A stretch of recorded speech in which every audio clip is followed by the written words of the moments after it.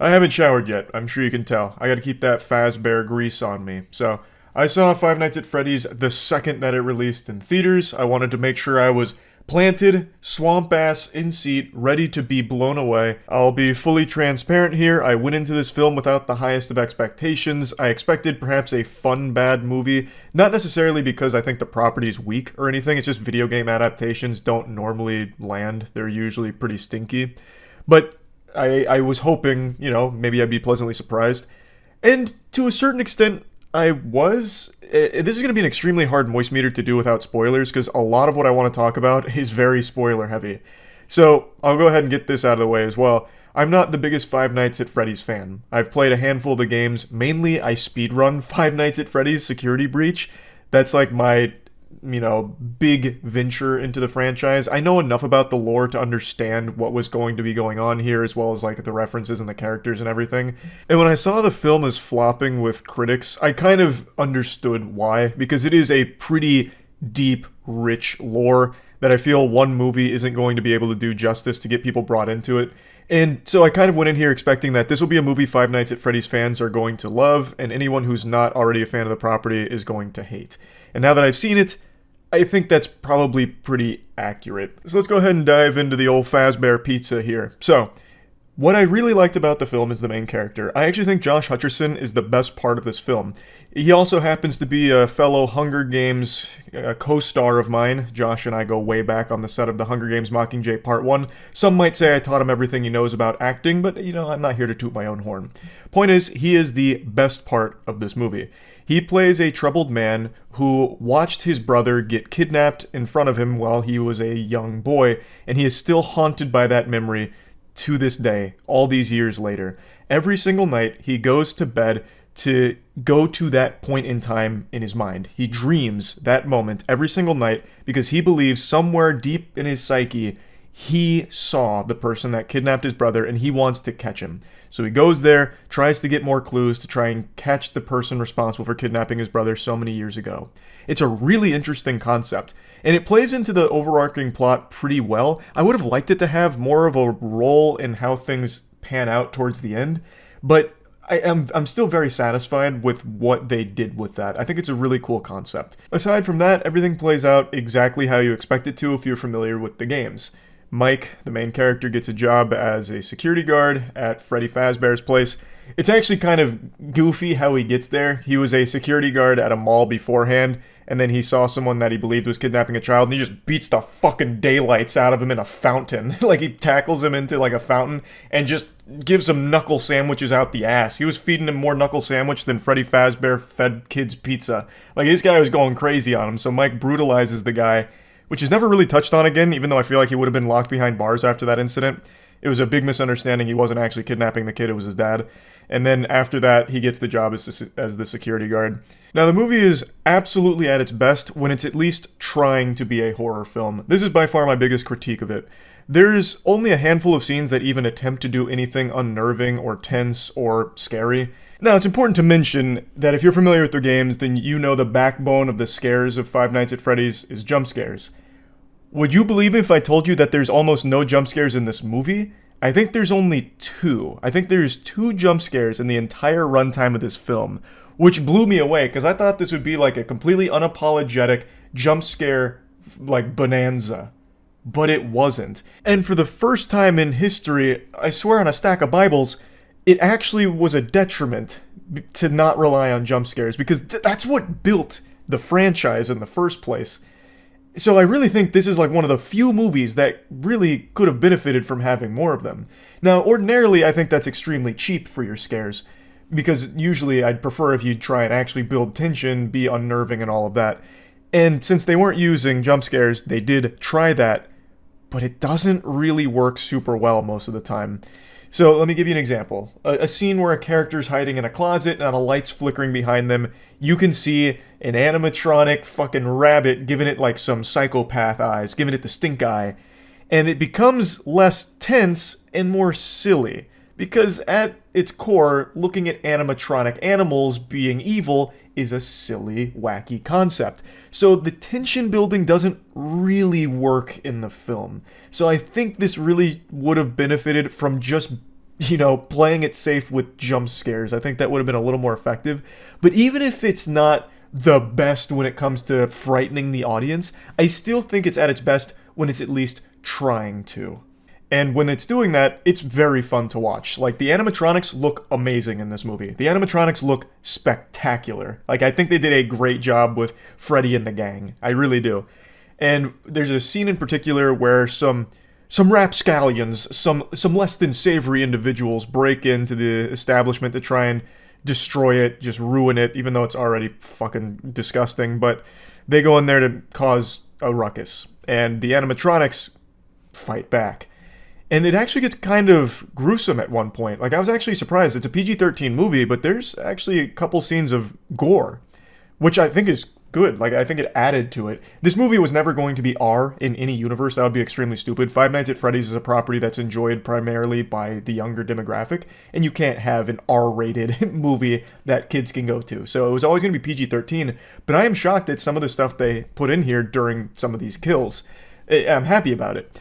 But when they're not doing that, they're basically treating this movie like it's Five Nights at Freddy's fanfic that they found on Tumblr, complete with some cameos that drop their famous lines here and there, as well as like an entire sequence dedicated to Freddy and the squad building forts with Mike and his sister Abby and a cop named Vanessa. It becomes like a summer camp thing for a little bit.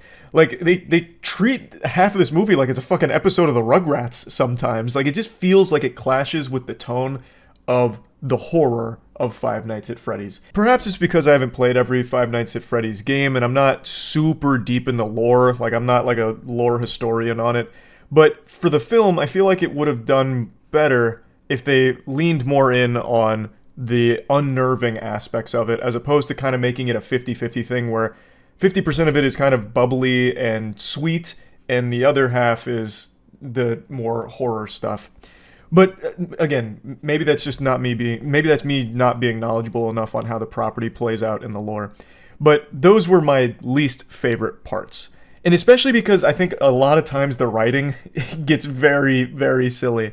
So in that scene I mentioned about the fort building, the cop, Vanessa, is like, best day ever! Like, she's having so much fun. She loves being at Fazbear's place. She's loving that Mike and his sister Abby are getting along really well with Freddy and Bonnie and Foxy. Like, they're having so much fun, and she couldn't be more happy.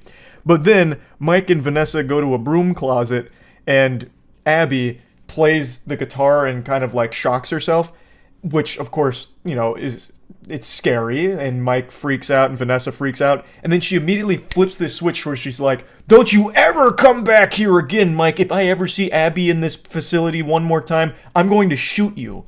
Like, she just directly threatens him, even though the cop Vanessa has been actively encouraging Mike and Abby to play with Freddy and the friends and like be part of the crew here and have fun. Then all of a sudden she's like, I'm gonna fucking shoot you if I catch you here again. Like, it just feels like there's scenes missing where it builds up to her like disdain for them being here, because like actually 30 seconds ago she had the biggest smile on her face, grinning ear to ear. So it just feels like maybe they knew where they needed to go but didn't know how to get there in a smooth manner. So sometimes it just fucking flips. And I think it's actually exclusive to the cop Vanessa, because her whole role in this film is kind of just to be the Five Nights at Freddy's wiki. She is basically just an exposition robot. She's not really so much a character in the film. She's more like a YouTuber who swoops in and wiggles their finger. Well, actually, Mike, did you know? And then goes into like this whole exposition, dump on what's going on. So, like, it's no problem with the actress or anything. I actually think she did a fantastic job on screen. It's just, she was written to kind of only be here to be a savior out of nowhere, to keep people alive if things get a little too hairy, or inform the audience of the overarching lore that's taking place, or what's actually happening here. So it just feels odd. Like, I wish they had done more with her, as opposed to just making her the Wikipedia page for Five Nights at Freddy's. She's not the only character that I feel is written kind of poorly. There's actually a couple that seem like they're only here to remind the audience that these animatronics can kill. So they're kind of there just to die and nothing else. But aside from that, I think what it focused on with Josh, I don't know, I'm calling him Josh. We may be Hunger Games, veterans, but we're not on a first name basis. Mike, the main character, and his sister Abby are really the focus of it, and everything that happens around them outside of what happens inside Freddy's place is kind of just very odd. Like, it starts to fall apart. I really want to talk more about this movie, but it is all spoilers. This is going to be a minor spoiler, but I just have to mention this because it is such a head scratcher of a of a plot idea. So, minor spoiler, just fair warning here. A big thing that drives Mike to take the job as a security guard at Freddy's place is he may lose custody of his sister because his evil aunt is trying to get the girl so that she can make money from the government off having that kid. Even though she seems to already be really financially well off, and it's not like the government's going to be paying her fucking millions of dollars for this, but regardless, I think that's already a bit of an interesting idea. The way she goes about it is she wants Mike to die. Like, she even contemplates having him killed. All so that way she can take custody of the daughter to make, like, a monthly paycheck off having the kid or something like that. It's a really weird motivation, and it's not even really important to the plot. It's really just there because it gave Mike a reason to grab that job as a security officer. But aside from that, it's just kind of dumb and gets sidelined pretty quickly. She herself is also not really a character in this film. She's just here to be like a cartoonishly evil presence that kind of, haunts the place, basically. Where she's there and she's on screen to be hated, and that's it. I'll stop going into spoilers. There's a couple more things that I'd like to say, but that would be way too much in the spoiler territory. There are things I liked, there are things I didn't like. Overall, this is a film that I am confident most Five Nights at Freddy's fans are going to enjoy, and I'm also confident if you don't like Five Nights at Freddy's, this doesn't really have a whole lot for you to get you invested and make you a fan. Although I do think the concept with Mike and like going into the dream state to try and solve a kidnapping case is interesting enough that I think it might push people to at least check out Five Nights at Freddy's lore to some extent. And Five Nights at Freddy's lore is actually pretty fucking good. Like, it is pretty interesting. So, maybe that will be what happens. I also mention this because a lot of you saw the video. There was also a fight that broke out at the premiere of Five Nights at Freddy's. This is the last movie I would expect people to be throwing hands at, but I wanted to mention that. They're calling it the Fight of 87, which is a reference to Five Nights at Freddy's with the Bite of 87, where for some reason a bunch of people just started brawling in the theater on opening day for this movie. So, just wanted to toss that out there. I did see the video. Very, very wild. Anyway, plugging Five Nights at Freddy's movie into the moist meter, I'm going to give it a 45%. I think it is not a bad film, per se. I think there are bad moments, and I think there are things that weren't executed as well as they could have, but I do find it to be enjoyable enough that it was worth watching. When I initially left the theater, I was a lot less enthusiastic about it than I am now, mainly because there is just like a period of it where it just kind of becomes a slog to get through, and it clashes with what I think the tone probably wanted to go for. But looking back on it, I really did enjoy it with my friends. Like, we were talking to each other a little bit back and forth, whispering, of course, because we're not trying to disrupt the theater, about, like, how it ties into Five Nights at Freddy's lore. And then also, like, there were a couple scenes where, like, all fucking five of us, all at once, when it happened on screen, went like this and then like that, because it was so nonsensically dumb what just unfolded. So it was a fun experience that I did enjoy, even though overall I don't think it's an amazing adaptation for the property. I think it's good enough that fans are going to be satisfied, but I don't think it's strong enough to stand on its own 2 feet where people that aren't already invested are going to get invested. I think they're going to maybe leave a bit disappointed. But anyway, that's really about it. So yeah. This episode of Moist Meter was brought to you by Raycon. Episode 9 was bad. Initiating moisture.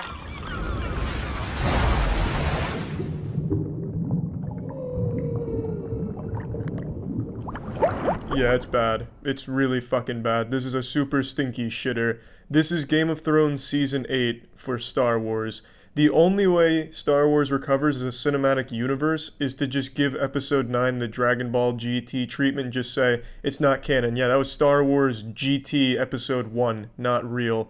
I know I said The Last Jedi was my least favorite and the weakest, but at least The Last Jedi had some great moments in it. The Kylo Ren and Rey tag team, for example. There were some great moments in The Last Jedi and some good scenes and visuals, albeit it was a weak movie overall. This doesn't even have that. There is nothing memorable or great about this movie. At every turn, it is predictable. No matter how you look at this movie, it's not even well made. It's not just a bad Star Wars movie, it is a bad movie. Objectively, it's not well shot, it's not well structured, the pacing is all over the place. In the first 5 minutes, you visit 4 planets on screen, and you spend 45 seconds to a minute at each one before it shifts to a different planet. It is all over the place. And at every point in this movie's plot, if you ask yourself how or why an important moment happens, the entire thing falls apart. You have to take so much shit at face value. You're just getting golden showered by J.J. Abrams' bad writing. It is not well put together, and I don't even think it all falls on bad writing. I think they wanted to do so many things but didn't have enough time that they just cut out the most important moments of getting to these places, so then the movie ends up just being a whole bunch of conveniences and just absolute nonsensical shit that happens. And I think one thing is going to be clear to everyone who sees this movie. Palpatine was never meant to come back in this new trilogy. That was never the plan. At no point in this movie did it ever get justified how he's here, how he survived, what he's doing. At no point did I think, oh, okay, this makes sense, this is what they were building towards, because it's clearly not. He comes in out of fucking nowhere. It would have made more sense if it was Jar Jar Binks they brought in here to be the big bad villain. This is truly nonsensical, and it's just downright laughable for them saying that this was the plan all along. It wasn't.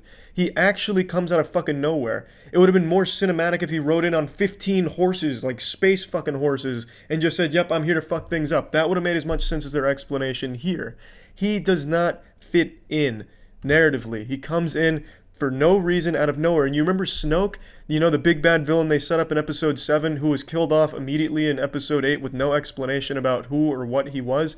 He's given a single line in this movie to explain who and what he was. One line that is about 8 or 9 words. That's what they gave their initial big bad villain. It's just silly. Episodes 1 through 8 become absolutely useless in this movie. They're totally worthless, and this movie completely nullifies the original trilogy. Rey is so incredibly overpowered out of nowhere, she can do anything you ever thought possible in the Star Wars universe. If you saw anyone in any Star Wars media use some power, Rey has it at her disposal in this movie for no fucking reason. It just comes out of nowhere. She even has a power that completely ruins what set up the entire Star Wars conflict in the fucking first place. I'm not spoiling anything, and it's really hard to talk about this without spoiling it. And Jackson, as you know, is the goddamn preeminent prodigy of anything regarding Star Wars. Seen every movie, watched every TV show, played every Star Wars game, including the most important ones, the Lego Star Wars ones. He knows his shit, and he thinks this is the worst Star Wars movie yet as well. It actually does completely ruin the original trilogy. I don't want to give away how or why, but there's something Rey does that throws out of whack what even sets up Star Wars in the fucking first place. And there's no explanation for how she's able to do it, or where she got it, or how it even fucking exists in the universe. When it was established, it doesn't, and it can't exist. It's fucking silly. It's super bad. There is 2 positives. There's only 2 compliments I think this movie will ever deserve. The music. Star Wars music is always incredible, and this is no exception. The score in this, phenomenal. Absolutely phenomenal. And 2, God damn it, some of the acting is great. Adam Driver is so goddamn talented. I really think the acting crushes it. I think the characters do really well with what they're given, and they're given some straight garbage. They're given something straight out of J.J. Abrams' hemorrhoids, and I'm well aware J.J. Abrams didn't fucking sit down and solo write this himself. It would have been far worse, but it's very bad material they're given to work with, and I think they do a great job with it. I really do. Those are the only 2 compliments I can give it. There's no memorable scenes. There's no good scenes. There's no great visuals either. It's very generic sci-fi shots. Every single planet, every single starship, the space battles underwhelming. The lightsaber battles kind of fucking blow, which is rare because I think the lightsaber battles have been a highlight in the new trilogy. It's just, there's not a lot to like here at all. And everything comes at random.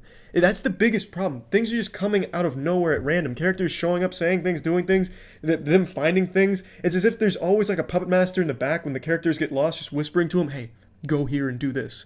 And then they do. They get it out of nowhere. They get these, not spoiling anything again, but towards the end of the movie, The plans are going awry and things get changed up, but luckily the good guys are able to see through that plan because one of the good guys says, "Wait a minute, I have a feeling." And that feeling turns out to be incredibly accurate and saves the day. Based off of nothing. I don't know why the character got the feeling. It's not even like it was a force-sensitive character who's getting like a fucking force tingle in his penis. Just the character says, hey, I got a feeling. They go with it and it works. It's silly. It's bad. It's very juvenile writing here. It doesn't make sense. It doesn't make any sense at all. There is so little to like about this movie. There really is. No matter how much you love the characters, and I love the Star Wars characters, the new characters not so much, but that's not really their fault. I think the actors and actresses are talented. They just haven't been well written. They haven't been well developed. But I do like Kylo Ren. In this movie, he's not horrible. I mean, at least he's okay. He's kind of still true to the character they've established, which is good. The rest, though, there's not much to like. The characters aren't given enough to do meaningfully or in a way that makes sense, like with respect to intelligence. I can't spoil anything, but fuck, it's bad. It's just not a good movie. Now, one thing I do appreciate, and I don't think it's done overly well, but the fan service. There's a lot of nods to previous Star Wars movies before they totally shit on them by overwriting what really sets them in motion. There's good nods to some old Star Wars properties. Some characters have emotional moments that aren't executed beautifully, but it's enough to get a response out of people that have grown up with some of these characters and then like to see where they're ending up in their role in the movie and the conclusion. So I do think there are good moments where there is some cuteness between characters that some of us have known for decades. And I think that's nice, if nothing else. And I really can't stress enough how great John Williams is with his music in this. That is honestly just probably the best part of the movie is the goddamn music.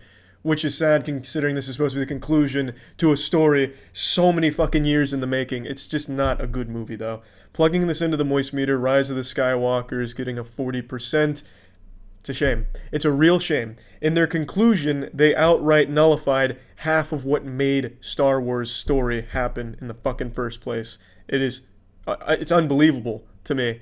And they do it so carelessly. They do it so like they don't give a fuck, as if it's like a big old, J.J. Abrams just bending over to show fans his asshole.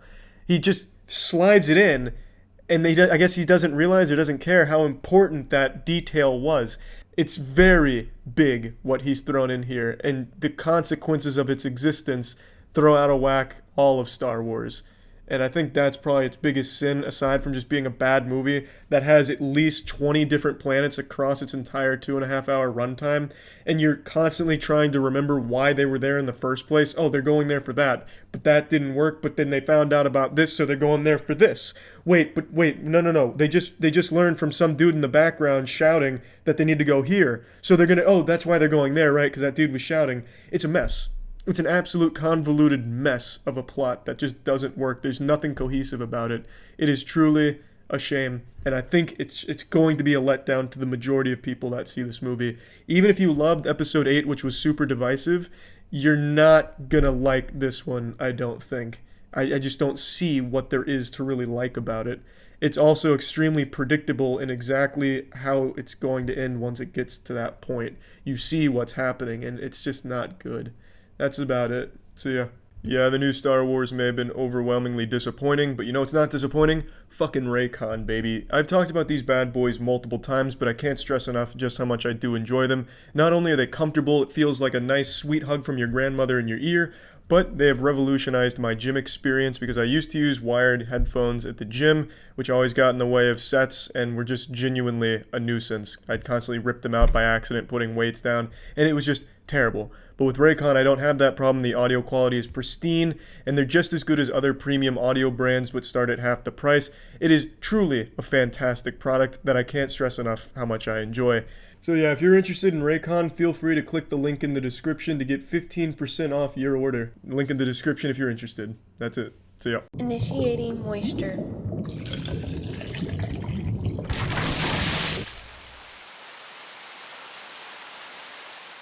They say the Lord has blessed us with only 2 true gifts for humanity, Minecraft and anime.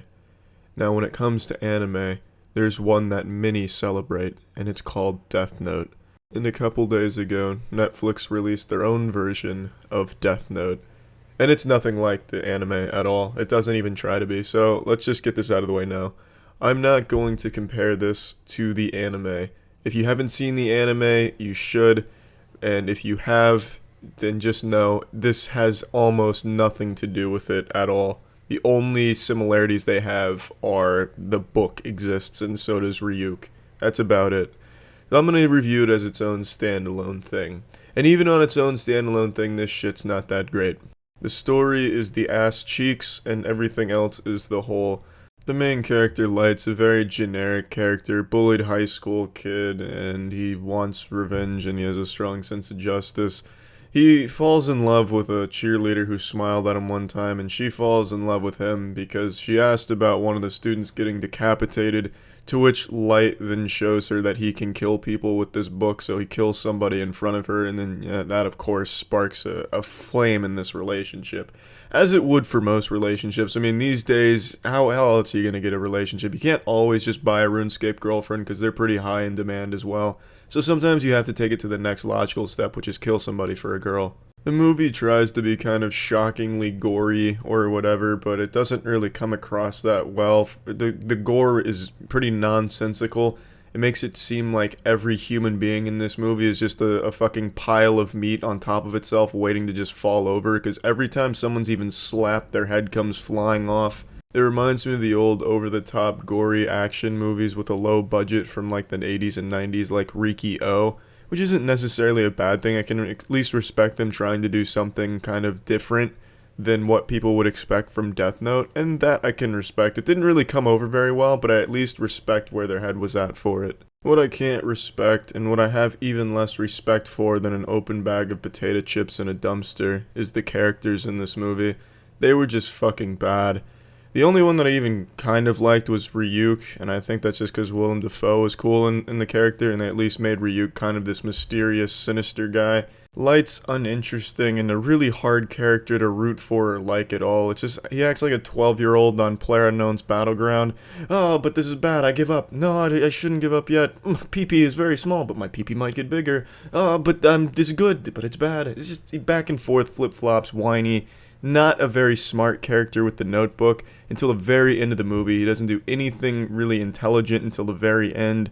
Mia's just stupid. She's just a dumb character in here.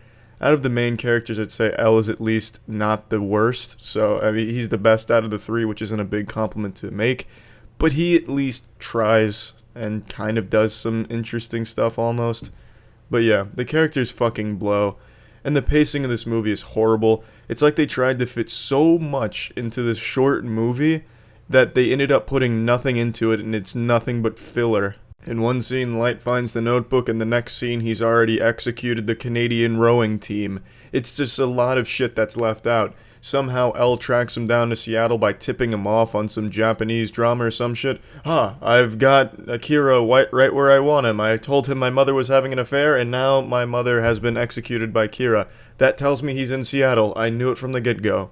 It's leaving out so much detail, and it's hard to follow why things are happening and how we're getting from place to place here. Let's just go ahead and slap this into the Moist Meter content analyzer. I'm giving this a 25%.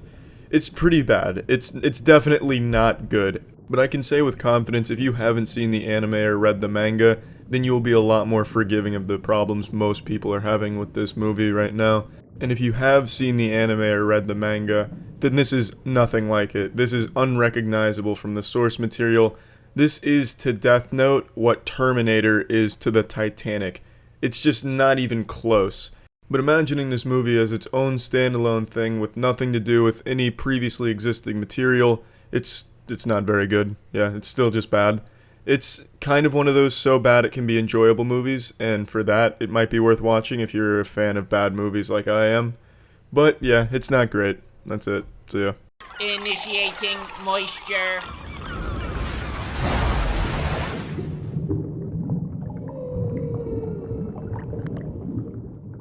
Seeing Midsommar was a genuine waste of time, and it actually sucks saying that because Hereditary is what I consider one of the best horror movies of the last decade, and this is a movie from the same visionary that brought us that.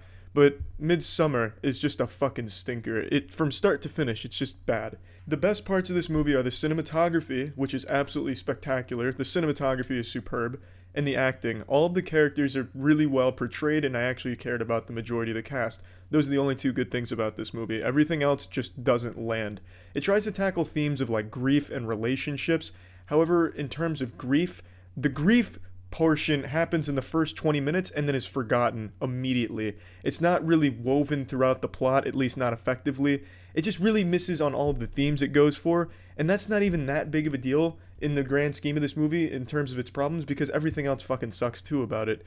The movie is it's around 2.5 hours, and I'd say at least an hour and a half of that runtime is spent either sitting down, standing still, or walking in slow motion. That is the majority of every single scene in this movie. It is unbearably slow. And I'm fine with slow movies. I love the tension building shit, but in this movie, the majority of the scenes are awkwardly sitting around a table waiting for someone to eat. So you have all these characters just sitting there looking at each other, looking back and forth, or looking blankly. And as an audience member, it's there to try and build tension, like, oh, what's going to happen? When's the tension going to break? What's going to happen?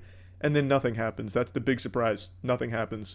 That's the payoff. It just fucking dragged out. And this movie's marketed as a horror movie, and that's a criminal offense. This is not a horror movie, nor does it want to be in any part. When it tries to do something that even looks like it's inspired by horror, it's done off-screen. Everything that could even be misconstrued as an attempt to unnerve you or be disturbing is done off-camera. What this movie does do, and I'm going to give away this scene, I hope it's not going to be considered a spoiler. What this movie does do is make you laugh at how bad its attempts at unnerving you are.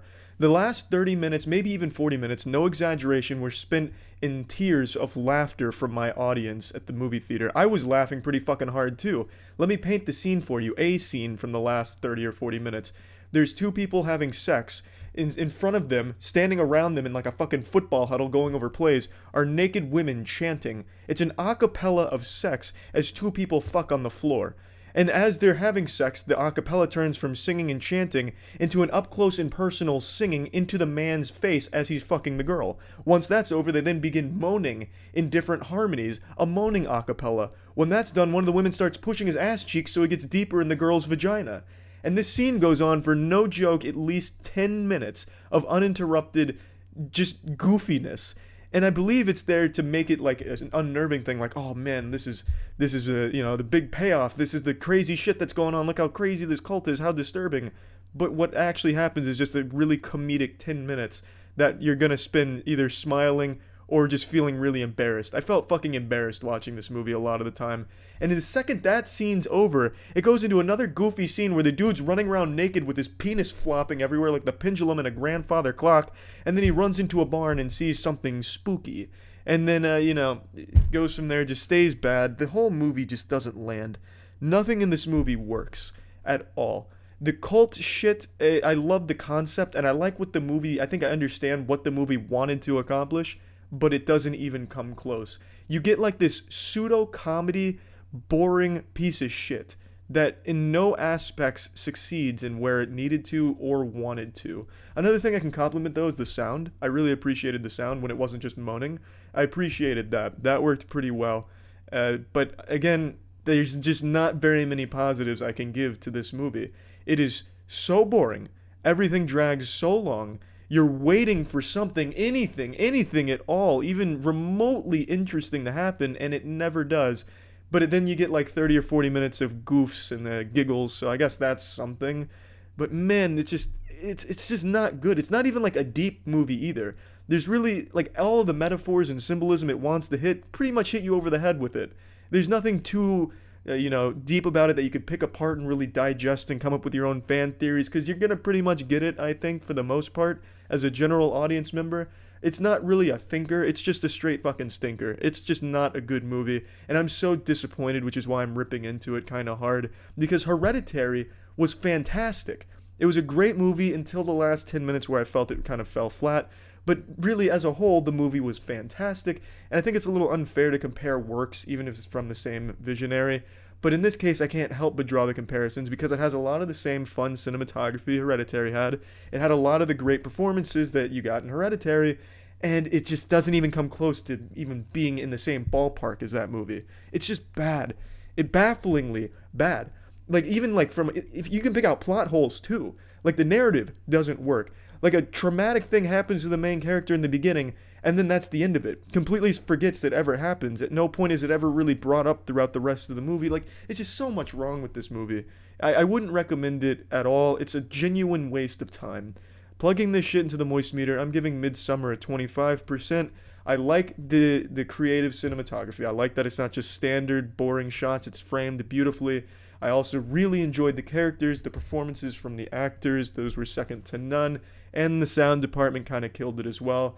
But the movie as a whole piece, a whole product, is just not good. It's like offensively not good if you're a fan of Hereditary. And that's unfortunate, but that's what it is.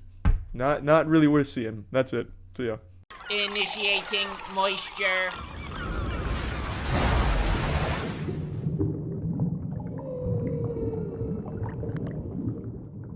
What the fuck is up, wet enthusiast? Welcome to the Moist Meter, and I am beyond excited to talk about the new Predator movie. This is the best bad movie I've seen in theaters in a very long time. No matter how you look at this movie, it's super shit. From its story to its characters to just about every component of this movie, it's all fucking bad. But it is very enjoyably bad. This is probably the most fun I've had in a movie theater in a long time. The audience was laughing at the movie, and even at times laughing with the movie. From the very first scene, it looks like you're watching like a puppet show. For some reason, the whole movie looks bad. Like, nothing in this movie looks good. It all looks very low budget and very low effort. And that adds to the charm of this movie so fucking much. From the first scene, you know you're in for a catastrophic disaster of a film. But what you don't know from the first scene is how fun that ride is going to be. And let me just go ahead and say, this movie doesn't work at all as an action movie. It's a super shit action movie. But it works really well as a comedy slash kind of gory action movie. They use let's just go ahead and explain this. There's some characters in here that are comic relief characters, and there's some actual good comedy writing. All of the action is bad. In every department there, it's a complete failure. But in the comedy side of things, they do get a few things right. And they even use some of the action for comedy, and they use it well. Like the physical comedy here, like a man's face getting blown off, it's done in comedic ways sometimes. And then sometimes unintentionally comedic, where the Predator will throw a guy pretty lightly against a wall, and then all of a sudden his fucking arms and legs shoot off and there's blood everywhere. It's like a fucking Mr. Potato Head exploding. I don't know why everyone's so fragile in the universe here. But it seems it points it's self-aware and it doesn't take itself seriously. And then other times it does seem like it's taking itself way too seriously. But it doesn't matter because neither one of it detracts. The dichotomy doesn't really matter because the movie is still so goddamn bad fun to watch. Holy shit. Now, let me go ahead and give you the story. So the Predator comes to Earth. He's getting hunted by a super predator.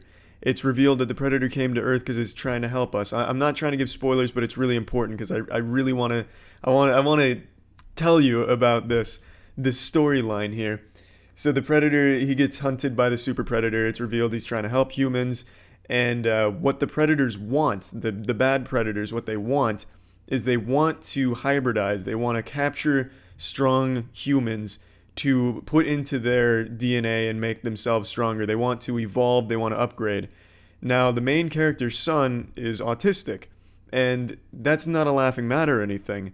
However, what they do with the kid is just ridiculous. The predators want to capture the kid so that way they could absorb his autism. The predator's main goal is to capture autism and bring it to their species. That's the whole driving factor to the predator species. It'd be like if Perfect Cell in Dragon Ball Z needed to reach the perfect level by absorbing a geriatric patient's dementia. I don't understand what the thought process was when they wrote this. A kid having autism, that's not anything laughable. But when you make the plot point, we are going to take your autism and infect our species with it to evolve, that's just ridiculous. You can't help but laugh about that. That's so fucking insane. And that is the actual plot line to this movie. Now, you're probably not going to go to the Predator movie to really care about the plot, so that's not important. You're going to go there for some action, blood, guts, and tits. There's no titties here, but there are some blood and guts, and there's a little bit of action. All of it's done very poorly, like I said. But sometimes they use that action in a comedic way. For example, one of the main antagonists ends up blowing his head off by accident, and it's good comedic timing. It's well executed. There's a scene where Key and his counterpart in the movie, they both get badly injured and they look at each other and they have this very masculine stare like, yeah. They shake heads, then they each point a gun at each other and shoot each other at the same time. It's the fucking action, the comedy here is played into the action at points, it seems. I don't know if it's intentional or not, but fuck me, it was so goddamn entertaining. It was really, really fun to watch this movie. It's so bad. It's a really bad movie. I need to stress that. But I can't recommend this movie enough. I don't think you're going to find another movie in theaters right now that you're going to have more fun in. This is just so fucking shitty bad. I mean, I could keep talking about why it's bad, but I don't need to. All you need to know is it's bad enough to be extremely enjoyable. Let's go ahead and plug this shit into the moist meter. I'm giving the new Predator movie a 30%. That's speaking objectively. Going by pure entertainment, it's a lot higher because, like I said, this is the most fun I've had in a movie theater in a while. But it's an objectively super bad movie. The saving grace of this movie is its surprisingly competent comedy writing, and it's actually intentional comedy writing. There's some good jokes in here and some likable characters, but honestly, I can't recommend this enough. Go see this fucking movie because it's not The Room levels. It's not even close to The Room or anything, but this is probably the closest we're gonna get for a little while. This shit was fucking amazingly bad fun. See ya. Initiating moisture.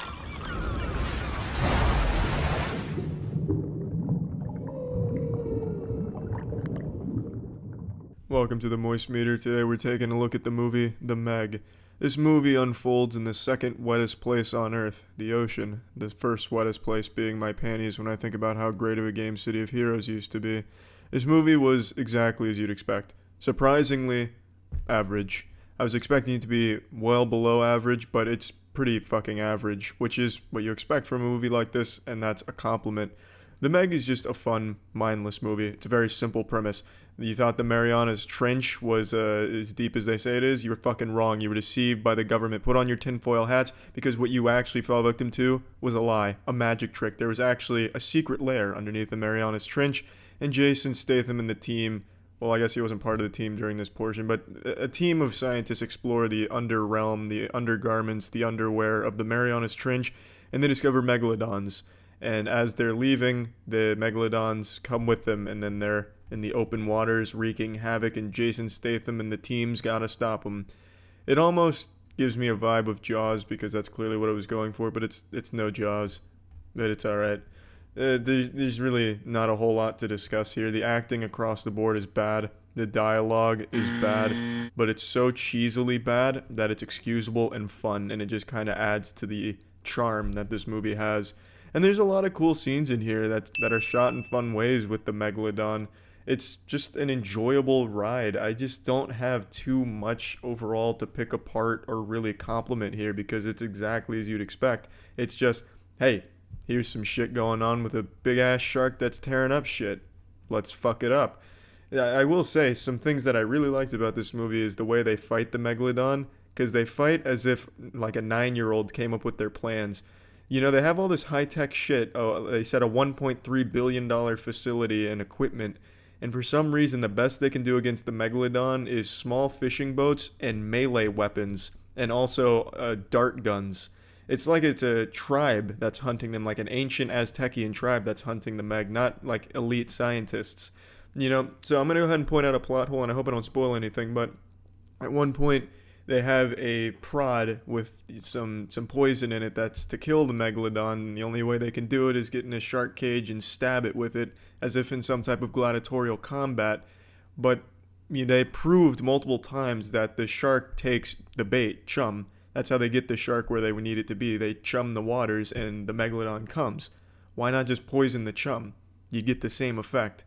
To extend upon that further, they blow up another shark with some explosives. Well, they made that very hard by using depth charges and shit, but why not just put the explosives on the chum?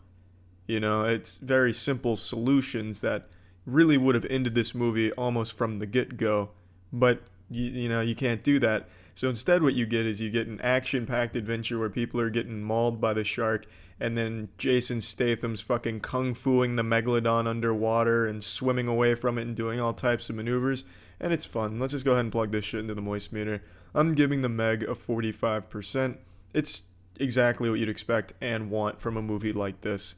And that's a good thing. It's a movie I don't regret seeing, but damn, you gotta just take things at face value here and not think too hard on the strategies. But it's fun. Jason Statham's he's such a fucking man. Like a masculine super specimen of a man. And he's just fun to watch on screen, especially when he's wrestling a fucking megalodon. That's it. See ya. Initiating moisture.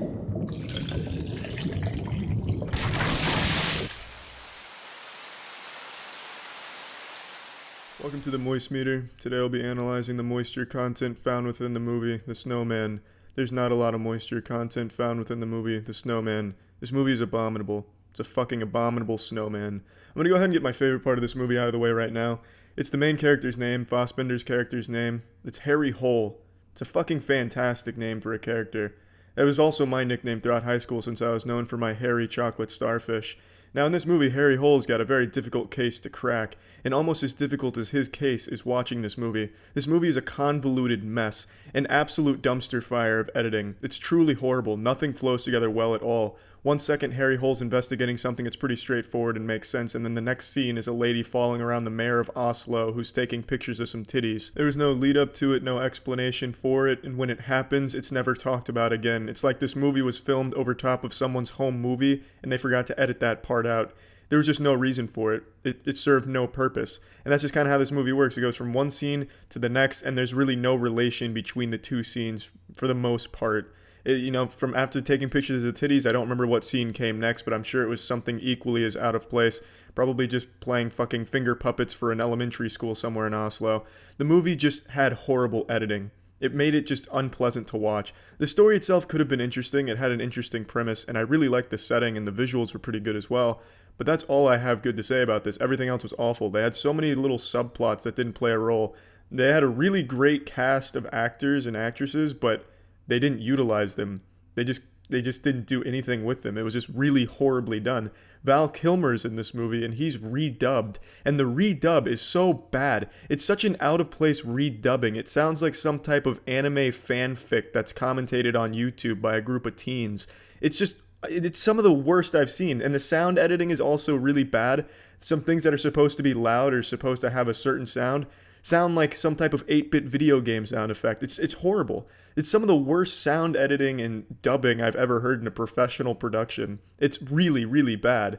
But the worst thing about it is just how messy it is, because there's really no relation from one scene to the next, and it doesn't do a good job of explaining the thought process behind the investigation here. They just kind of make these wild assumptions and then just get somewhere, get closer to it.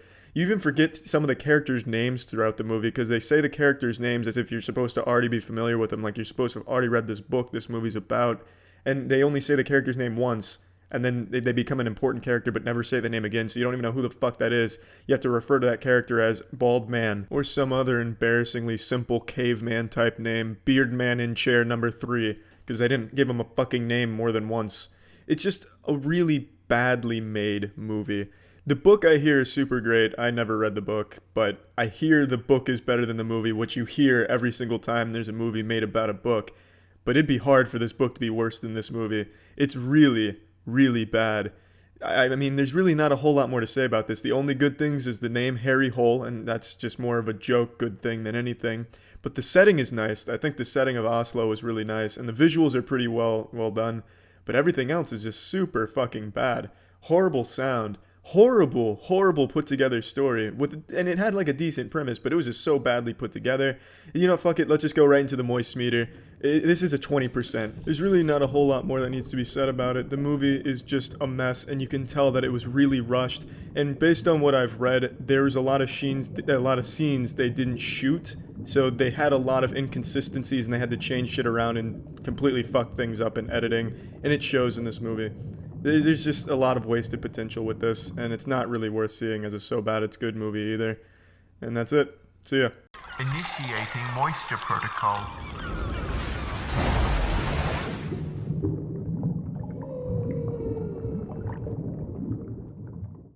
Moist meter, 50 Shades of Grey. 2 things synonymous with sodden panties. 50 Shades just had a new movie come out, 50 Shades Freed. I just saw it. It was exactly as you'd expect. To date, the only bad movie that I haven't been able to finish to completion because it's so bad is 50 Shades of Grey. That movie was insufferably bad. I didn't see the second one, but I really wanted to muscle through it and see this one. I felt like I had to at least finish one 50 Shades movie, and I did. I saw this in theaters. Which brings me to the first topic I'd like to discuss. Why does anyone want to see these movies in theaters? It's a very uncomfortable experience. I'm sitting shoulder to shoulder with a 40-plus-year-old man and his wife watching softcore porn on a big screen. Very reminiscent of the days in middle school where we'd all gather our friends together and throw on an R-rated movie that has a scene with a bad movie. It's shitty softcore porn with a shittier storyline than real porn. I'll break it down for you. So this movie's storyline consists of Anastasia Steele marrying Christian Grey. All they do is just kind of hang out and occasionally have very uninteresting sex. In fact, I am now 50 Shades freed from the bad fucking trilogy here. But I don't really know what else to say. There's just nothing redeeming about this. If you're going there for the sex, there's not a whole lot of it, and it's not good at all. At all. No one... You can find actual porn. You don't have to go sit through this insufferably bad storyline, bad dialogue, horrible music, everything set to the tune of this weird, awful pop music. You don't have to suffer through that. You can just watch the action from the comfort of your own home. You don't even have to be shoulder to shoulder with a stranger. It just starts dripping sweat during all of the action scenes with sex and knowing for a fact that he's sprouting a big stiffy. It's, you can just be in your own privacy watching porn. It's a lot more enjoyable than watching this pile of shit. So let's just plug this into the moist meter. Like I said, there's nothing redeeming about this, so I'm giving this a 10%. There's nothing here. Absolutely nothing of value in this movie.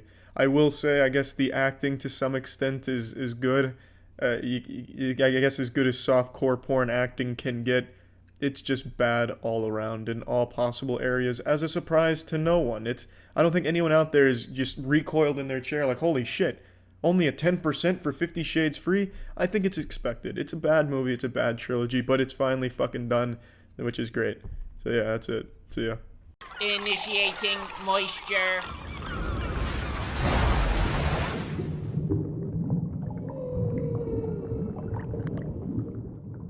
Put that dick away. No, I'm just kidding. Take that dick back out. It's the Moist Meter. Today we're looking at Escape Room, a movie that delivers exactly what you'd expect based upon the trailers.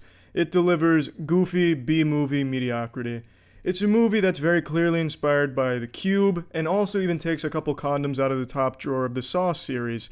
It's a mashup of the two, but it's not done super well. But there are some good scenes, and at some points it does get clever, but overall it just doesn't succeed where it wanted to, and it has such a shitty ending. It's so different from what the entire movie leads you up to believe is going to happen at the end.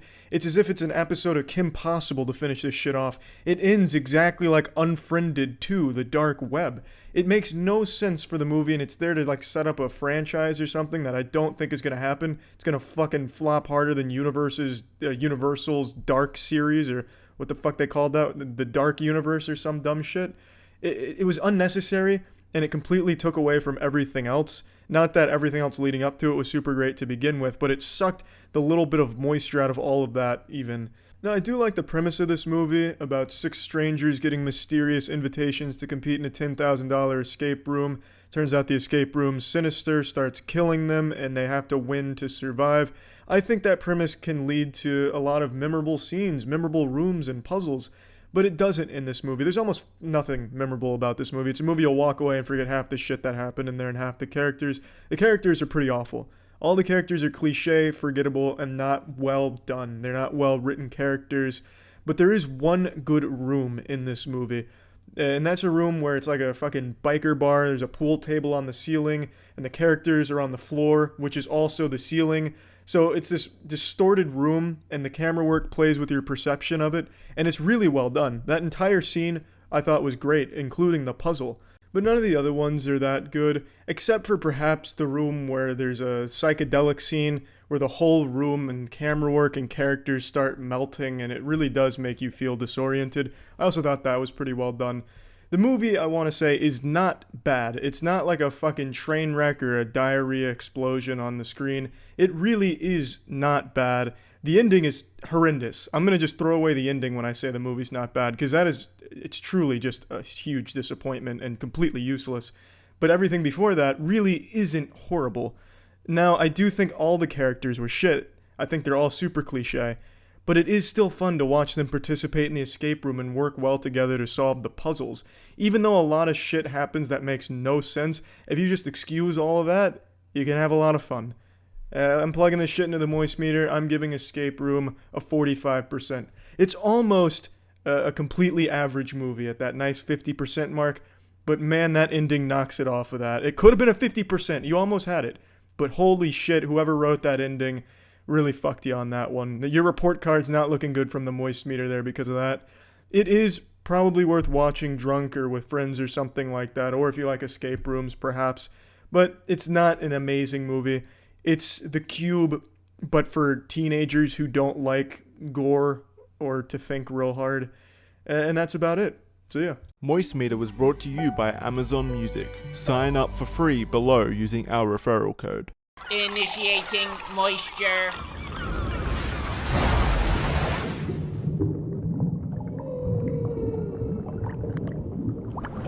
Welcome to the Moist Meter. Today we're checking out Space Jam: A New Legacy. I haven't seen the original Space Jam since probably the 90s. It's been a long time for me, but I loved the movie when I was younger. I can't imagine I'd go back and watch it now and enjoy it as much today as I did back then. I think that movie was really a product of its time. It took all of the 90s and fucking flavor blasted it into this goldfish of a movie, which ended up just happening to work with Space Jam. Like, it was a fun movie for its time, but I don't want to go back and take the risk that it actually sucks ass by today's standards, because I have a sneaking suspicion that it's probably not that great anymore, and I just don't want to risk it. I want to keep those cherished childhood memories intact and not ruin it. But I will say, Space Jam: A New Legacy fucking sucks. Yeah, I don't have a whole lot to say about it. This is going to be like a Moist Meter speedrun. This is the laziest movie I think I've ever seen. There is no effort put into the creation of this film at all. The movie is entirely references, and I'm sure you've heard that on Twitter by now, and maybe even seen some of the clips, where it is just reference at every single step of this movie. It's completely devoid of all substance and creativity. It really just feels like they wanted to make a couple bucks off the beloved Space Jam property, but it doesn't have any of the magic of Space Jam. It's like they actually took the basketball from Space Jam and just sucked all of the talent and creativity out of the fucking studio here, and then produced this hemorrhoid. I understand this is a movie made for kids, but that doesn't mean that it has to blow asshole. You know what else was a movie made for kids? Paddington 2, and that shit fucking slapped. You know who's not in this movie? Paddington. Huge mistake. Paddington should have been on the Looney Tunes team for some reason. Just any reason to put Paddington out there. I would love to see it. What I'm saying is, just because a movie's made for kids doesn't mean that it has to fucking suck. It's also an insultingly long, miserable experience. It's like a 2-hour movie for no reason. Like, within the first hour, you get to the basketball game, which I would have expected to last maybe like 30 minutes or something, but it lasts another fucking hour. So you have an hour of just this boring build-up of... build-up's the wrong word, because there is no fucking build-up, it's just references. Like, in one scene, you're watching an Austin Powers clip that has a Looney Tune in it, and then the next scene, you're watching a black and white television show that has a Looney Tune in it, and you just keep going back and forth, rapid fire, never letting you breathe. But when you get to the basketball game, then you're fucking strapped in, locked and loaded for an hour of boring nonsense. Like, I can't even remember half of the shit that happened there. I sat there and watched the whole thing with a frown on my face, and I cannot even tell you half of the shit that goes on. There's like 10 different times LeBron's like, fundamentals, but maybe we should get goofy because it's not working with fundamentals. And it's like, the fundamentals are going to work again. But what if we got goofy? Or maybe the movie was skipping back and forth and replaying the same part multiple times. I couldn't tell you. I honestly don't know. After a certain point in that basketball game, I just felt like I was being hypnotized. It's not good. I can't even imagine for kids they'd find a whole lot of things to like about it, because half the references aren't even going to make sense to them. What fucking child has seen Austin Powers, right? It's just kind of a dog-ass movie all around, no matter what your age. And I don't think LeBron made the movie weaker or anything like that. I thought LeBron did fine. He is on screen 99% of the time here, and I found that to be okay. It's not like he was insufferable to watch. He's not like a super shitty actor. He's not good by any means, but it's like charmingly mediocre. Like, you can tell that he wants to do well. Like, when he's doing the voice acting for his cartoon counterpart, you can hear him kind of changing his voice a little bit, doing screams. So you can see that there's effort there on his part, but he's just not talented at acting enough to make it good. And I don't know, there's something about that dichotomy of like this effort and lack of talent, and it kind of worked for me. I don't know. It just made it really believable. It's like, yeah, that is actually fucking LeBron doing this, you know? I thought that was fine. Like, I didn't have any problems with LeBron as the main character and like the only character that's on screen every single scene in the movie. I think the movie could have been better, at least if they had just focused on doing more than just making as many references as they could possibly fist into this movie. Like, the idea of having LeBron's son being kidnapped by a video game AI that forces him to play a crazy game of basketball is at least a fun idea. But the fun is taken out of it when there's like no effort put into making it actually fun to watch. It's also way too long. It is way, way too long. Plugging this into the Moist Meter, I'm giving Space Jam: A New Legacy a 25%. I don't know who would go into this movie and feel satisfied. I mean, being able to point out some references, being like, oh, I get that, I guess could be fun for some people, but when you're saying that 90 times over the course of 25 minutes, I think it's going to lose its luster and stop being that fun. So that's about it. See ya. Initiating moisture protocol.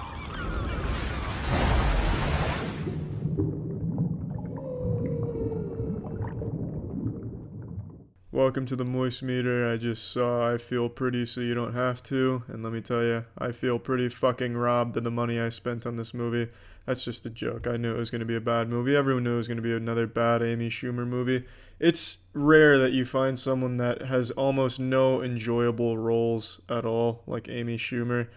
It's like every character she plays is just not enjoyable. In fact, I had to ask my girlfriend about midway through the movie to even confirm that this was a comedy that we were supposed to be seeing. I didn't even notice a single attempt at jokes for like the first hour. I just plugged this shit into the Moist Meter. I'm giving it a 20%. Why am I giving it a 20%? Well, it's a competently made movie. No glaring editing flaws. It wasn't like a scene of accidental porn spliced in there that caught everyone by surprise.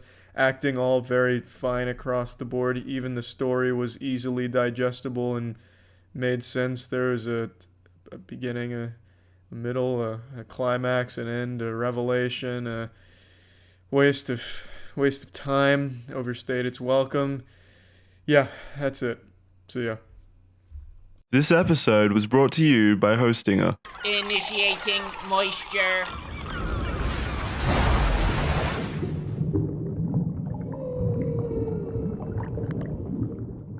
I loved the original Men in Black, and I'm in the small group of people that also enjoyed Men in Black 2. I didn't think Men in Black 3 was all that strong, but again, not bad. So, Men in Black International, I wanted to be good. It's not very good. Chris Hemsworth and Tessa Thompson share the screen again. You'll know them from Thor Ragnarok, and this movie's basically Thor Ragnarok in black, but significantly worse in every single category imaginable. In fact, the only thing it has in common with Thor Ragnarok is those same two actors are in this movie.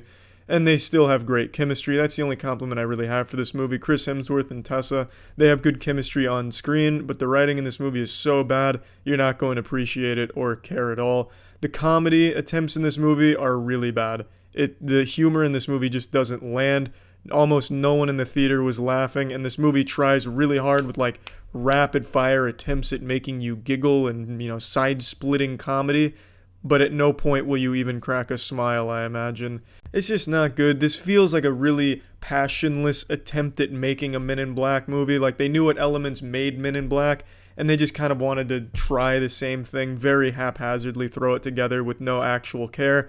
So, like, they knew jokes needed to be in there, but they didn't feel like actually writing jokes, so they just came up with the most obvious bullshit attempts at something that could almost be misconstrued as humor and threw it in here.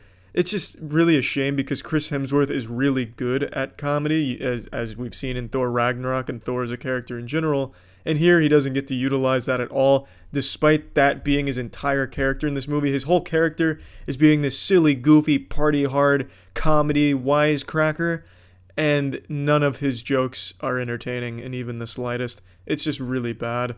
The action is also shit. Visually, the movie's pretty good. I like a lot of the weapons they show, the vehicles and the scenery. I like some of that. But the action is really bad because the action is kind of stand still and shoot like you're playing a Time Crisis stand-up arcade game at Dave & Buster's.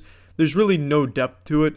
There's also two villains in this movie that you feel like are going to have a big role in it, and then all at once are forgotten immediately with really no importance at all, despite the whole movie leading up to them being a big deal. They're just kind of thrown away. Like, it's the fucking Game of Thrones level where they just forget about shit. It's just bad in every department. I mean, the story is rough. The only cool thing about the story is at the end. And the big conflict at the end resolves in literally 3 seconds. It's all just resolved within a matter of seconds. This whole movie just kind of concludes abruptly. It's just bad. I mean, the movie's just not good, man. And it's a shame because I really like the universe of Men in Black. And I really think they could do a lot of cool shit with it, but they just are not. The first Men in Black is still far and away the best one they've made, and I don't know if they'll ever even get close to that. I think one thing that they're missing in every Men in Black movie is that idea that the Men in Black is it's just another day. Like in Men in Black 1, Kay goes throughout the entire world-ending scenario stoic, just treating it like another day on the job, another 9 to 5, just can't wait to get it over with. Whereas Will Smith is freaking out the whole time, and it's nice. This nice disconnect between the seasoned veteran, raw, no rubber Kay, and Will Smith, who's new on the job, freaking out like, hey, the world's about to end. He's got a sense of urgency. Kay just treats it, monotonously. And that's a great thing. And I think that's what all of the movies have been missing since then. Here, it's another one of the things where everyone's just all high energy, and it's really bad comedy. I can't stress that enough. It's really shit in that department, like offensively bad. And the actions, fuck, let's just plug it into the moist meter. I'm giving Men in Black International 25%. I like Tessa Thompson and I like Chris Hemsworth, but their writing in this movie is really bad, so you can't appreciate them on screen together very well because of the shit that they have to say and what they have to present on screen. It's just not good. Nothing about this movie is really good. It's not worth seeing, even for the most die-hard Men in Black fan, or a fan of action movies, or a fan of comedy. I don't think there's a single group of people this movie appeals to and will please. And that's about it. Anyway, here's Agent J with some big intergalactic news. J's for Jackson in this case, not Will Smith's character from the first movie. We don't have Will Smith on the moist meter, we just have low-budget ass Jackson here. Hey guys, Jackson here to tell you about the best and most affordable way to host and even build your own website. It's called Hostinger, and it's the premier way to make sure your website is the best it could ever be. You may have seen other hosting sites that offer similar things, but where Hostinger differs is that it's far more user-friendly. While other methods are chaotic, overwhelming, and can take time to learn, Hostinger makes setting up your own website super easy. You can have a website up and running within 5 minutes with Hostinger, and it even has seamless WordPress integration, meaning you can just click a single button and you're set up with a great website. I personally recently used Hostinger to set up a website for a side project Charlie is helping me with, and the process really surprised me. This is by far the easiest way to set up your online presence. And you may be thinking, well, it must sacrifice something. Maybe it doesn't offer much customization or it's super expensive. But no, there's still a lot of depth to be found if you're looking for it. And it's also the most cost-effective hosting to be found online. Trust me, you're not going to want to use a neuralizer from Men in Black to forget about the great experiences you can have from Hostinger. If you want guaranteed 99.9% uptime, superior speed performance, and a 30-day money-back guarantee on top of the already stellar hosting and website builder, you can head on over to hostinger.com/Penguinz0 or use code Penguinz0 at checkout to get an additional 15% off a hosting plan. Thanks Hostinger for helping me make a fantastic website that I can be proud of. Initiating moisture.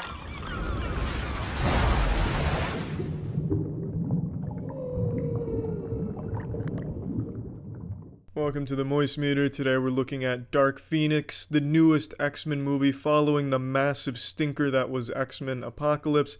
This movie's not a whole lot better. Is it a great movie? No. Is it worth 20% on Rotten Tomatoes? No, it's not an abominable, terrible piece of shit or anything like that. It's just this underwhelming, forgettable movie. It's just not a whole lot of great things going for it, but it's not the worst X-Men movie either.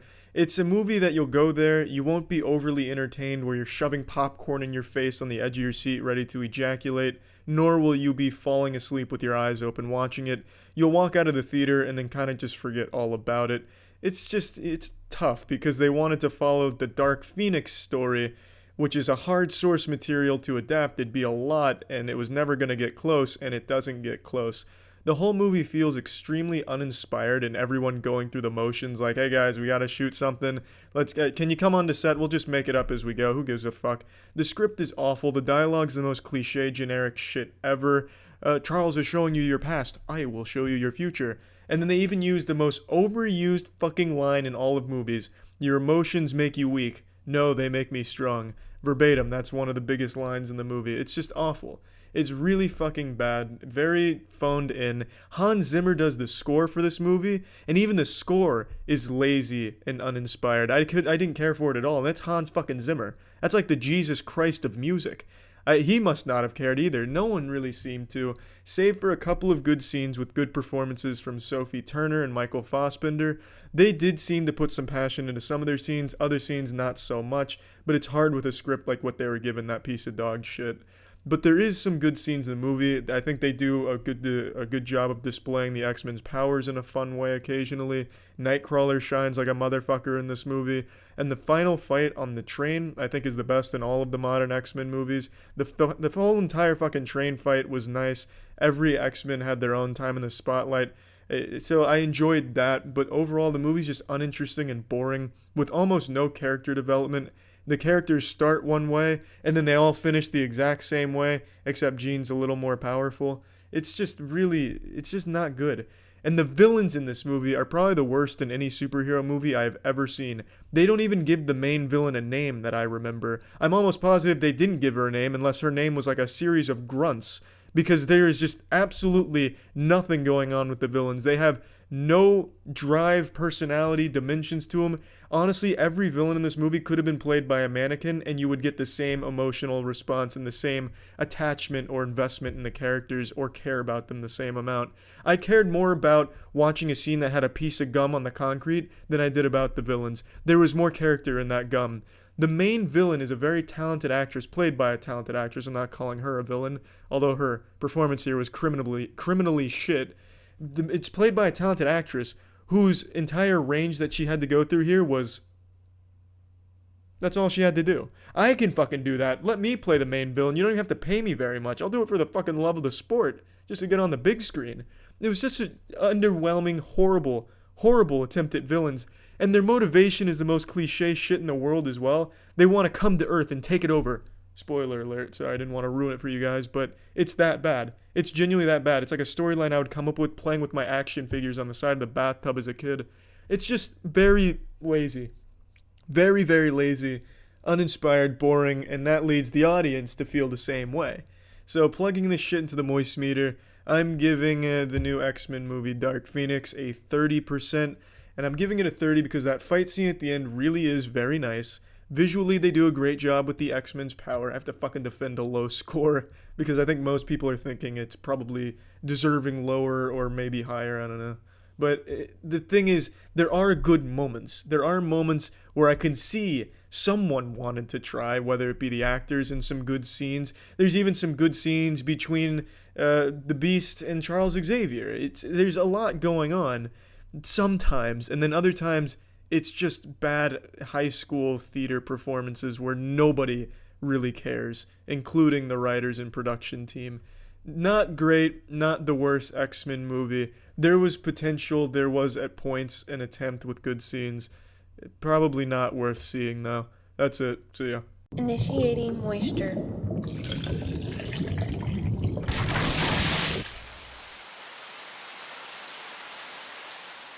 I can't even give a proper intro to this moist meter. I have just so much on my mind about the new Mother movie that I want to get it out there as soon as possible. So Mother is the new movie with Jennifer Lawrence and Javier Bardem or Bodman, fucking Dennis Rodman, Javier. Can't remember his last name, I'm blanking on it, but you know who I'm talking about, Javier. Everyone knows Javier, he's a big actor. And this is the movie that you've seen previews for that markets itself as a horror movie. It's not a horror movie. It doesn't try to be. It's not even close. This is a very pretentious, artsy, avant-garde type of movie. Now, when we saw this movie, wow, that was one hell of a crash. So yeah, I don't have a camera or anything. I just tape my phone against this wall. Sometimes it falls. That was just more of a sign that even the universe doesn't even want me talking about this movie because it's really not even worth the breath. It has a very clever concept, very poor execution. When my girlfriend and I saw this movie, we were counting the minutes till it was over. It made no sense. This whole movie is just an hour of pure, uninteresting boredom. The last 30 to 40 minutes is just a cacophony of screams, yelling, and gunfire. Nothing makes sense. It's a confusing rabbit rectum of a movie. It's just so unfun to watch. It's not till the very end that you can kind of understand what this movie was really about and what it was going for, and I'll get to that in a second. But when we saw this movie, 6 people left. One of them even shouted that this movie was awful and he regrets wasting his money on it. Like, what more do I have to say about it? That's how everyone in the theater felt. That's how we felt too. And then at the very, very end, you get this clue as to what this whole movie was really about. And if you really think about it in a very abstract way, you can connect the dots. But for the most part, watching this movie is like looking through a fucking kaleidoscope during a tornado after popping 12 tabs of acid. It makes about as much sense as 2 Big Macs in a washing machine. Why are there 2 Big Macs in your washing machine? What, are you using them some type of fucking detergent? No, it doesn't make sense. And that's what this movie is like. Now I'm going to do something I haven't done on the Moist Meter before. I'm going to say what this movie is about because everyone's raving about this movie, at least all the film buffs that love to smell their own farts. And when I get to the moisture percentage, what I thought of this movie, I don't want them to have that excuse of, he just didn't get it, this Cro-Magnon couldn't understand this beautiful piece of art. No, I get what this movie was trying to do, it just doesn't do a good job. It's not entertaining to watch. The messages aren't clearly conveyed, and I'm not saying they have to be, but there's just no real connections to be making here unless you really, really, really stop and think about this in a very abstract way. Now, it's not fun to watch at all, is my biggest complaint about what they're trying to do here. It's just not entertaining. In essence, this movie boils down to God, the earth, and humanity. Javier plays God, Jennifer Lawrence plays the earth, the house represents the earth, so Jennifer Lawrence is more like the mother of the earth, and then everyone else in this movie is us, humans. And in essence, what happens in this movie starts with one stranger, Adam, eventually his wife comes, representing Eve, then eventually some more strangers start coming in, 2 brothers, one brother kills the other, representing Cain and Abel. From there, it just snowballs into just pure pandemonium and just downright awful stuff. At the end, there's just war, cults, just overpopulation, eventually leading to Mother Earth killing off the planet. And then God's Javier starting anew. The mother blows up the house, thus getting rid of the earth, and Javier just starts again. That's kind of just the whole message of this movie. Humans are killing Earth. It's just telling the story of the Bible, and it's filled to the brim with symbolism. It just beats you to death with symbolism, and it's just not entertaining. It's not fun. And you're not going to pick up on this shit either unless you watch the whole movie and then think back on it in just very odd ways. I had to look up some shit too. I can admit that. I'm not embarrassed to say I had to look up a few things to make sure that I'm on the right track. And it shouldn't be that difficult to figure out what you were watching. And even still, once you figure it out, it doesn't make it entertaining. That didn't make the movie any better to me. It at least put it into some logical sense and things kind of added up. But that doesn't make it fun. Doesn't make it worth seeing. I love the concept. I love what they wanted to do here. But they just did it so poorly. So bad. Watching this movie was just a chore. It was painful, really.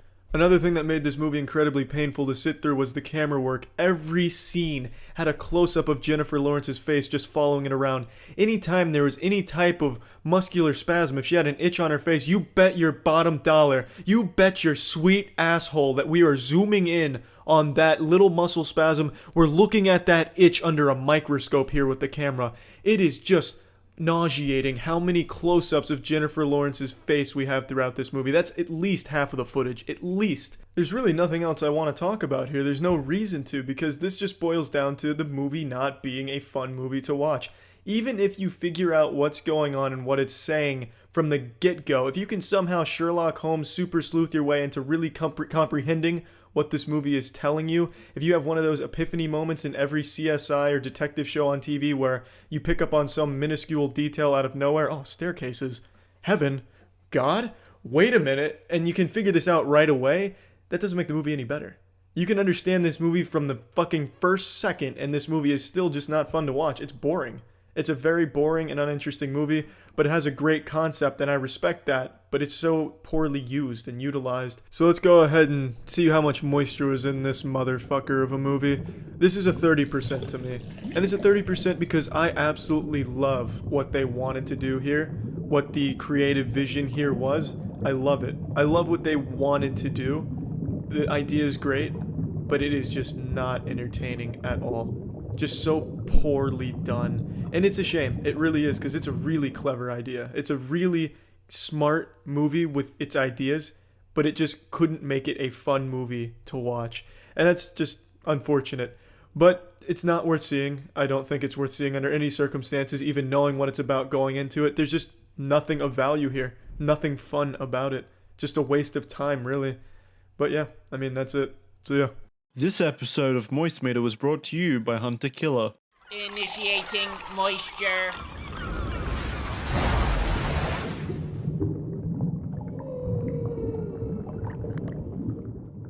You've no doubt already read how bad Hellboy is. I'm here to tell you, it's pretty shitty, but goddammit, I can't recommend it enough. It's unapologetically edgy, gory, and goofy. The movie genuinely sounds and looks like it was written by a bunch of 14-year-olds jerking off in like the basement of their parents' house, drinking alcohol they're not supposed to have, but they stole it from their dad from under the bed in his secret stash. They just started like writing what they thought would be edgy, and then they made it into this movie. And there was a certain charm to this movie. There's nothing good about the writing. The writing sucks some of the fattest asshole I've seen in quite a while. The one-liners are the worst I think I have ever heard in any big budget movie. Fucking Power Rangers had better one-liners. And speaking of Power Rangers, the CGI in this movie gets really shitty at points. Like the main pig demon looks like straight fucking ass cheeks. An actual Power Rangers villain costume it seems like they got for him. But all that being said, I really enjoyed this goddamn movie. I would recommend it. The movie is so stupidly edgy that it takes on a life of its own as like almost self-aware, but it's clearly not self-aware type of edgy movie. The humor never works. It's not even so bad it's good in the humor department, but the edginess does. And it is so goddamn gory for no reason half the time that I loved it. There's people's skin getting ripped off their face, getting ripped in half, eyes getting eaten by ravens, fucking nuts getting busted, nuts getting slammed together, dicks getting ripped in half, dicks getting peeled like a banana peel, dicks getting degloved. There's a lot of fucking gore in this movie for no reason half the time, and it's great. It's super great. I don't know why it's there, but it's entertaining when it is, if you ask me. I would never consider this a good movie. I would certainly not consider this a good movie in any department, especially editing. Shit just kind of happens out of nowhere for no reason all the time. The characters suck. They're not developed well. You don't like a single character in this movie. But god damn it, when the action unfolds and you got arms and limbs flying all over the place, cum and blood, tears, all of it all over the screen, it's really enjoyable. I don't know why people are shitting on that aspect. I thought that was really good. They're like, oh, yeah, the gore made it boring. Bullshit, the gore made it boring, you pussy micro dick. The gore made it tolerable, made it really, really comedic sometimes. This shit was entertaining when it was happening in that area, but it's not good. I'd say it's a so bad it's good movie, but it's really not bad in the visuals department at all. Yeah, there's definitely some bad CGI and some questionable decisions throughout, but it has a really nice aesthetic to it and a nice tone to its visuals that I think complement it really well. There's some slow-mo scenes that just, the slow-mo just seems weird. There's something wrong with the slow-mo, like the slow-mo fucking broke during rendering, but they didn't fix it. So there's definitely some glaring issues, but visually it's nice to look at. There's some demons that come out that are really genuinely cool looking shit. And most of the action scenes are cool, even if at times hard to decipher what exactly is happening. I think the movie has a certain charm to it that I think fans of Hellboy can appreciate at least. if you like the original two Hellboys, which I do, you can still appreciate this one even though it's totally different. I think it's very, very different in all possible ways to Del Toro's Hellboy vision, but I don't think that's a bad thing. I really don't. I think it's really fucking adorably odd what they've made here that I appreciate it. Plugging this shit into the moist meter, I'm giving Hellboy a 30%. Like I said, it's not a good movie, but it is a movie I'd recommend. I was thoroughly entertained. Except anytime Hellboy tried a one-liner or anyone tried to make a joke. That's when I'd roll my eyes and want to, get the fuck out of the theater because it was really, really bad. If they're going to do a sequel like they hint at in this movie, they need to just fire the team that came up with the comedy because it was awful. And also fire the editors. And fire the person who wrote the story as well. And then maybe you'd have something going for you. That's it. See ya. Hey there, folks. Jackson, Chief Investigator of Water-Related Murders here. Have you ever wanted to solve a murder? Right now, there's a new service hot on the streets that lets you accomplish that very thing. Hunter Killer is a fantastic murder mystery subscription box that is delivered to your door each month, weaving an interesting storyline on a monthly basis that constantly evolves along with your investigation. This thing is perfect for all kinds of nights. Game nights, date nights, or even the lonely nights that us grizzled detectives are used to. I've personally thoroughly enjoyed the fun that comes with Hunter Killer, and would wholeheartedly recommend it if you're into true crime or even if you just like a good puzzle. The immersion of the game is really impressive. It's almost like an escape room in a box. You'll have to track suspects' movements, listen to audio recordings, link documents together, solve codes and ciphers, and even let the deep obsession with the case tear at your relationships, ending your long-lasting marriage. And just like any good detective, you can even keep all of the evidence from the crime as a makeshift collectible. This is also an exclusive club with only 200 lucky detectives being allowed access each day, but luckily for our listeners, Hunter Killer is letting every listener get in on the action. Plus, you can get 20% off your first box. If you're as good as a detective as I think you are, you'll be able to trace the deal back to hunterkiller.com/moist and use code MOIST at checkout. Once again, that's hunterkiller.com/moist to get this awesome monthly subscription box that is genuinely a lot of fun. You've all heard of cold cases before, but this isn't a cold case. This is a moist case. Initiating moisture.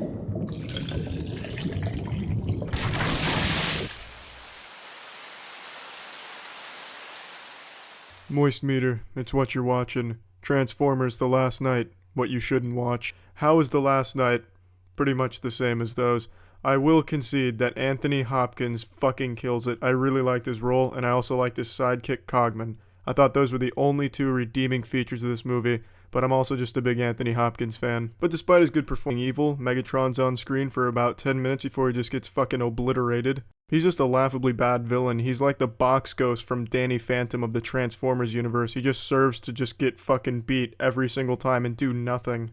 The final battle with the main antagonist is extremely underwhelming and unsatisfying. The entire fight is over in about 1 minute with one single torpedo blast. It's like a fucking Nerf dart just hit her and she explodes. This is everything about this movie was underwhelming and not good. Soundtrack, mediocre at best. It's not great. It's not horrible. Sound effects, horrible. It just sounds like someone listening to dubstep and smacking two wrenches together every time there's a fight. I've already talked about how awful the storyline is, and I was only just getting started, but there's no reason to make this a 15-minute moist meter just criticizing how bad the story was. Action, lackluster, never cool, never satisfying. Hard to make out what's going on in a lot of the action scenes, except you know for a fact every single fucking shot misses, because it lands behind them and they do like a Power Rangers gymnastics move trying to sell it with little sparks flying out. Let's just go ahead and plug this into the moist meter now. I'm giving this a 25%. The only reason it's that high is because Anthony Hopkins and Cogman were cool characters and I enjoyed them on the screen. Also, Mark Wahlberg's character I think is a cool character.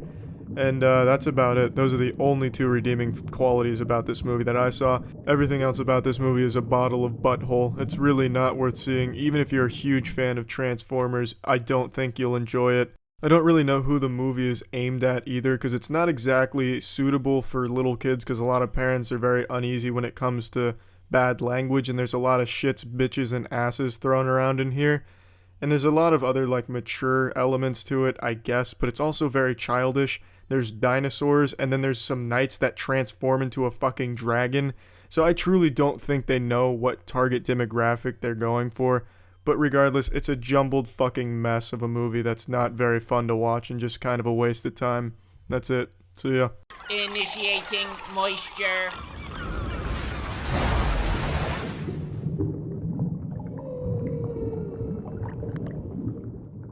Welcome to the Moist Meter. We're looking at Mortal Engines. Yeah, so it's a big fucking letdown. I'll go ahead and let the come out of the condom right away. I'll spoil that. It's a huge disappointment. From a conceptual standpoint, absolutely fucking love it. Predator cities eating one another. They're on wheels, fucking Mad Max style, just eating other cities and other settlements. That's fucking great. Just gnawing them up, you spitting out the dick. It sounds fucking great and it looks great. Visually, this movie's fantastic, but you only see that one time. You only see some city-on-city cannibalism one time in the very beginning of this movie, and then you don't see it ever again. Then it becomes a pretty boring love story / revenge story with really, really weak characters and a pretty shitty plot that's just so fast. Fuck, they took a shit on that real quick. But I mean, there are some good things to say about it. The setting's great. I can say that over and over again. I fucking love the universe in here. Action. I guess that's kind of inspiring to, because I do think there's just so much potential with that awesome fucking concept of cities eating each other. There's just so many goddamn complaints I could fire at you right now. I could just fart them all at you real quick, but I'm gonna spare you that. I'll give you a couple though. The main villain sucks asshole. The main villain's just really bad. He's just a cartoonishly evil guy with just, there's really no reason for him to be that evil. They don't really explain why he's evil or what his motivations are. He's just evil for the sake of being evil. Maybe power. I guess I could see that a little bit. He's a bad villain. He's a bad, all the characters are fucking bad. The dialogue is so bad. The dialogue's real bad. There's some real shit bad dialogue in this entire movie. There's a Minions reference. They go to a museum and there's Minions there that they fucking shoehorned in there and just threw in your face. I don't know why, but they were in there, so if you like the Minions, you'll see them for a second, I guess. Let's just plug this shit into the Moist Meter. I'm giving Mortal Engines a 30%. The only reason it's that high is because the visuals are so nice, and admittedly there's a couple good scenes, but there's not many. Yeah, there's absolutely not many. Not at all. It's just not good. It's a fucking shame. That's it. See ya.